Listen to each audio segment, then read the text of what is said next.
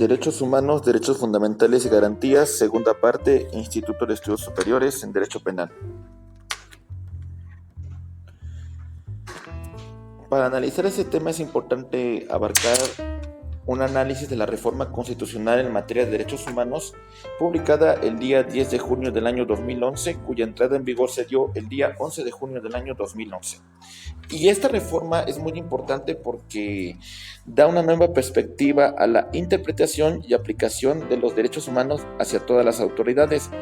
Esta interpretación y aplicación es con la finalidad de tutelar los derechos humanos y que estos se encuentren en los más altos estándares de la materia y el efecto de protección de los derechos humanos. Sin lugar a dudas es una de las reformas más importantes de los últimos años por parte de nuestro constituyente permanente. El proceso de la reforma fue diverso. El proceso de la reforma pasó primero por un debate legislativo, el cual se centra en la necesidad de una reforma integral al texto constitucional para garantizar la efectiva tutela y protección de la dignidad humana.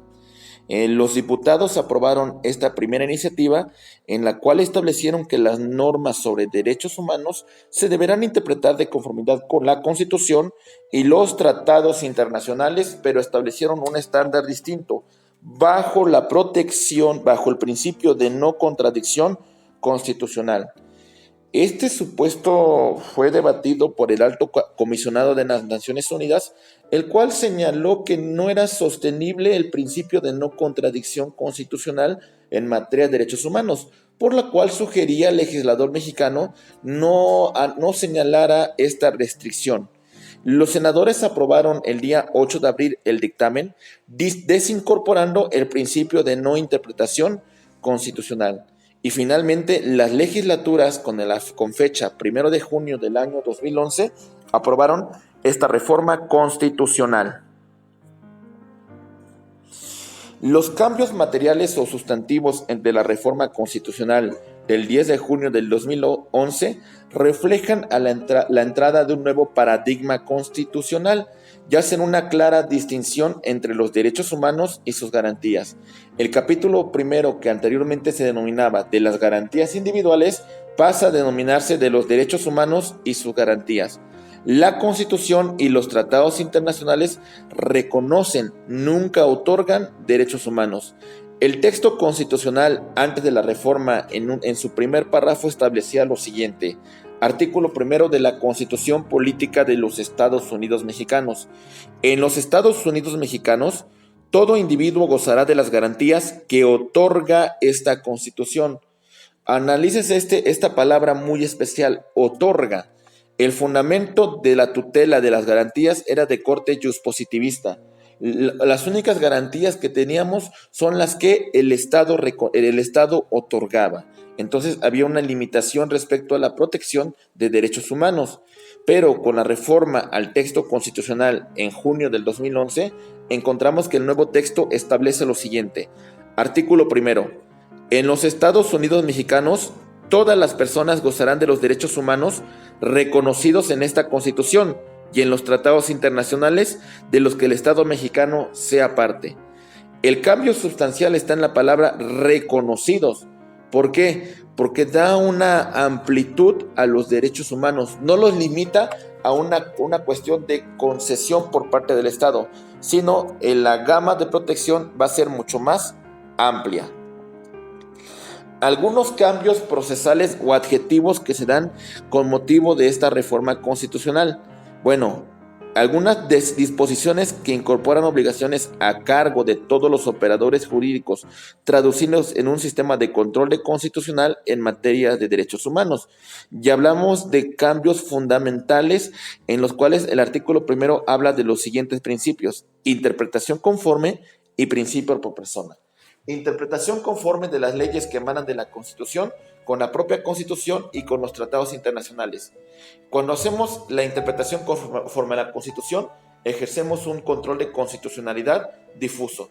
Y cuando hacemos una interpretación conforme a la Convención Americana de los Derechos Humanos y sus protocolos adicionales, ejercemos un control de convencionalidad difuso.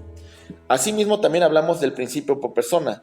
la interpretación más favorable, la interpretación que más favorezca a la persona. Y hablamos de la obligación que tienen las autoridades en materia de derechos humanos, de promover, de respetar, de garantizar y de proteger los derechos humanos. En la primera esfera de promover es que la autoridad deberá dar a conocer a todo el pueblo cuáles son los derechos humanos que tiene y cómo los puede hacer valer. En un aspecto de respetar es que esos derechos humanos consagrados en la Constitución, consagrado en tratados internacionales, consagrado en leyes generales, deben ser respetados. Y por otro supuesto, también garantizados. Implica que ante la vulneración debe establecer mecanismos que hagan efectiva la tutela de los derechos humanos.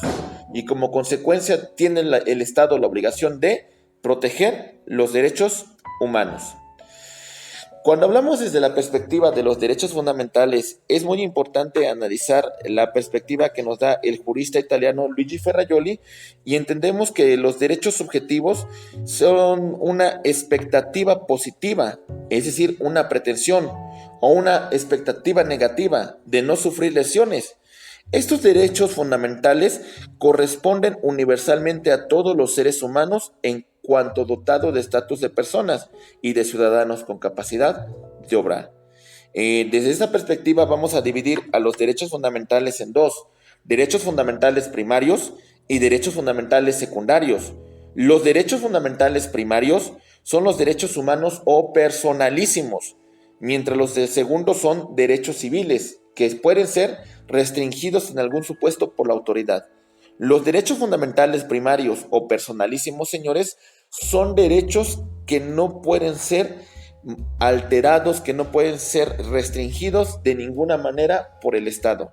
Mientras que los derechos secundarios o los derechos de corte patrimonial sí pueden ser restringidos siempre y cuando se cumplan con las condiciones que establece la propia ley, que establecen los propios tratados internacionales.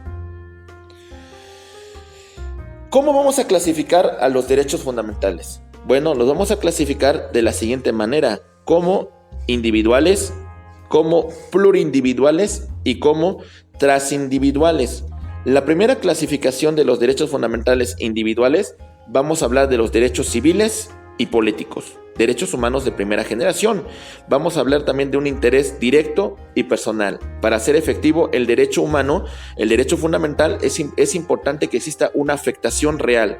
Se requiere una tutela subjetiva de derechos y como consecuencia una justiciabilidad indivisible, es decir, solamente se va a proteger a la persona en particular.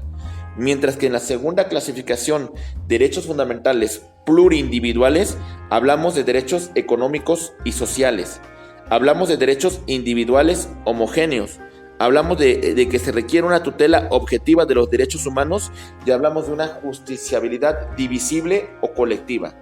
Aquí también vamos a ubicar a los derechos humanos de segunda generación. Mientras que los transindividuales son los derechos colectivos y difusos.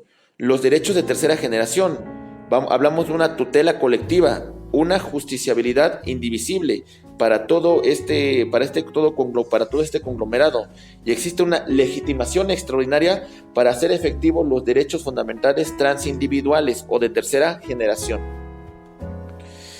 En conclusión, vamos a hacer una clara distinción de qué son los derechos humanos y qué son los derechos fundamentales, y para ello nos vamos a apoyar en el concepto de Ferrajoli. Cuando habla de derechos humanos, Ferrajoli nos dice que es el conjunto de facultades e instituciones que en cada momento histórico concretan las exigencias de la dignidad, la libertad y la igualdad humana, las cuales deben ser reconocidas positivamente por los ordenamientos jurídicos a nivel nacional e internacional, mientras que los derechos fundamentales son aquellos derechos humanos garantizados por el ordenamiento jurídico. Mucha atención, la distinción principal es de que los derechos humanos son inherentes a la persona humana. Los derechos humanos son anteriores a la creación del ordenamiento jurídico. Se positivizan para garantizarlos, se positivizan para hacerlos más efectivos, pero una vez que son positivizados, estos derechos humanos se van a llamar derechos fundamentales. Con esto concluimos la segunda parte de su asignatura. derechos humanos, derechos fundamentales y sus garantías. INDEPAC les agradece su atención. Muchas gracias.